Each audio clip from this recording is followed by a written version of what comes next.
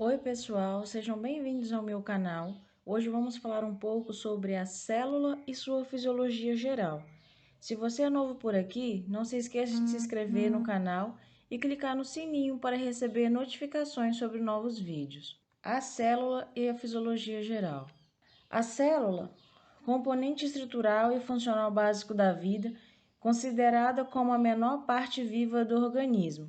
O ser humano é um ser multicelular, ou seja, composto de 60 a 600 trilhões de células com tipos distintos e específicos para cada sistema. Por exemplo, as células ósseas, musculares e dentre outras. As células como unidades vivas do corpo. A unidade viva básica do organismo é a célula. Cada órgão é agregado de muitas células diferentes, mantidas unidas por estruturas de suporte intercelular. Cada tipo de célula é especialmente adaptado para realizar uma ou algumas funções determinadas. Exemplo: as hemácias, que totalizam 25 trilhões em cada ser humano, transportam oxigênio dos pulmões para os tecidos. Características básicas comuns das células. Em todas as células, o oxigênio reage com os carboidratos. As gorduras e proteínas são para liberar a energia necessária para o seu funcionamento. O mecanismo químico gerais transforma nutrientes em energia. Todas as células liberam produtos finais de suas reações químicas nos líquidos que as banham.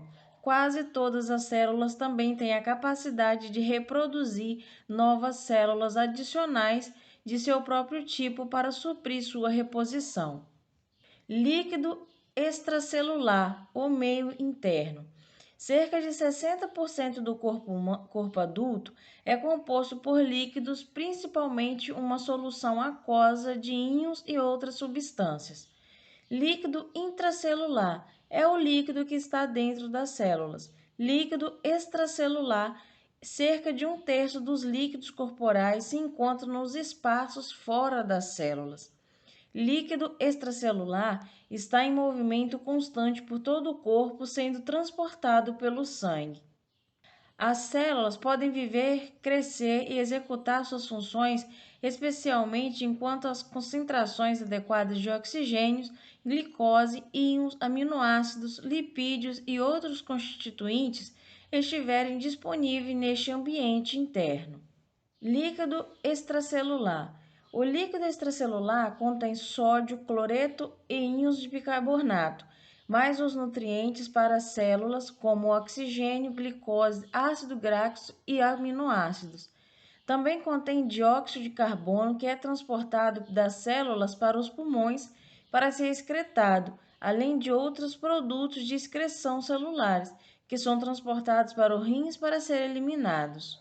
Líquido intracelular. Líquido intracelular contém grandes quantidades de íons de potássio, magnésio e fosfato. O mecanismo especiais para o transporte de íons através das membranas celulares, isso mantém as diferenças de concentrações iônicas entre os líquidos extracelulares e intracelulares. Sistema de transporte e de mistura do líquido extracelular.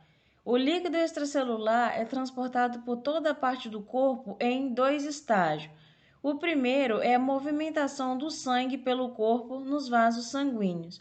O segundo é a movimentação do líquido entre capilares sanguíneos e os espaços intracelulares entre as células e o tecido. Mecanismos homeostáticos. O termo homeostasia é usado pelos fisiologistas para definir a manutenção de condições quase constantes do meio interno. Todos os órgãos e tecidos do corpo humano executam funções que contribuem para manter essas condições relativamente constantes.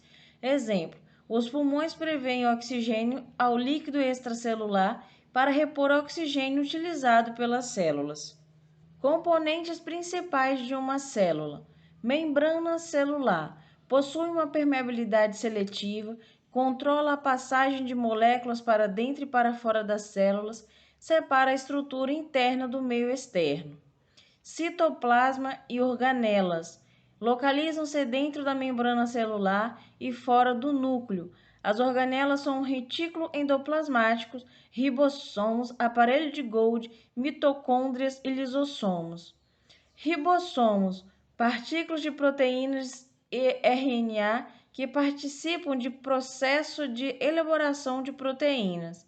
Aparelho de Golgi possui como funções principais modificar as proteínas e lipídios provenientes do retículo endoplasmático, transportar, selecionar e endereçar substâncias. Mitocôndrias são as organelas responsáveis pelo processo de respiração celular. Lisossomos. Os lisossomos abrigam essencialmente enzimas digestivas e é evidente que seu trabalho principal dentro da célula é fazer a digestão. Peroxissomos. Fazer a desintoxicação das células é principalmente realizar a catalisação do peróxido de hidrogênio.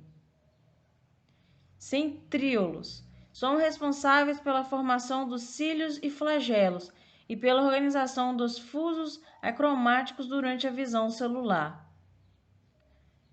Vácuolo. São grandes vesículas originadas do retículo endoplasmático e do complexo de Golgi. Fibrilas e microtúbulos são funções predominantes esqueléticas auxiliando na manutenção da forma das células. Cílios e flagelos. Estes são presentes em locais úmidos e, por meio dos movimentos realizados, criam uma corrente no ambiente. Essa corrente pode ser utilizada pelo organismo para sua locomoção, respiração, captura de alimentos, entre outras funções.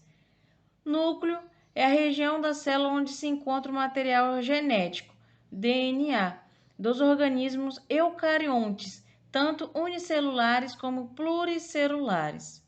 Divisão da histologia. A célula como unidade funcional e estrutural dos seres vivos é o primeiro nível do organismo de organização do organismo. Temos os seguintes níveis de organização do corpo humano. Primeiramente, a gente tem a célula, depois é o tecido, o órgão, o sistema e o organismo por completo. Tecido epitelial. Tecido epitelial são constituídos por células geralmente polídricas, juntapostas, entre as quais se encontram poucas matrizes extracelular. As células epiteliais se aderem facilmente umas às outras, formando camadas celulares contínuas que revestem a superfície externa e a cavidade do corpo. Tecido conjuntivo é um tecido de conexão composto de grande quantidade de matriz extracelular, células e fibras. Suas principais funções são fornecer sustentação e preencher espaço entre os tecidos, além de nutri-los. Existem tipos especiais de tecido conjuntivo, cada um com uma função específica. Tecido nervoso é essencial a vários estímulos que se originam de fora ou do interior do organismo. Ao ser estimulado, esse tecido torna-se capaz de conduzir os impulsos nervosos de maneira rápida e às vezes por distâncias relativamente grandes. Trata-se de um dos tecidos mais especializados no organismo animal. Tecido muscular é um tipo de tecido que apresenta células alongadas e com uma grande quantidade de filamentos capazes de contração, como a actina e a mioxina. Agradecimentos. Obrigado por ter tirado um tempinho para assistir esse vídeo. Não se esqueça de clicar em se inscrever no canal e ativar o sininho para receber notificações sobre novos vídeos. Obrigada.